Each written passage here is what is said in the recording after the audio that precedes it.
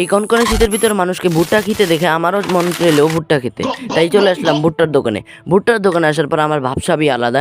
তারপরে এখান থেকে অনেকগুলো ভুট্টা দেখলাম, তারপরে এখান থেকে একটা ভুট্টাও অর্ডার করে দিলাম। তারপরে নিয়ে দোকানদার ভুট্টাটাকে টেনে ছিলে বেলে একশোট করে দিল। একশোট করার পর আগুনের ভিতরে দিয়ে পাখা দিয়ে কিভাবে gang gang gang gang gang gang করতে করতে করতে করতে আমার ভুট্টাটাকে সিদ্ধ করছিল। কিনে নেওয়ার আগেই ভুট্টাটাকে আমি আমার ভুট্টা বলছি, এটা কোনো কথা? তারপর এখান থেকে ভুট্টাটাকে আবারও নেড়ে চেড়ে উঠিয়ে নিল।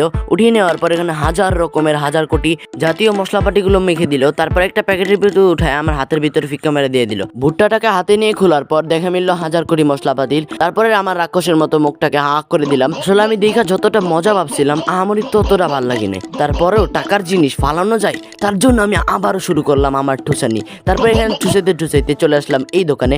এখানে আসার পর এখান থেকে পরোটা অর্ডার দিয়ে দিলাম। পরোটা বলতে নান রুটি, যেটা খাইতে এই দোকানেরটা অনেক ভালো লাগে। আসলে ভাই এই দোকানের সালাড ডাল অনেক মজা। তারপর এগুলো নেওয়ার পর টাকা পে করে আমাদের দোকানে চলে আসলাম খাওয়ার জন্য।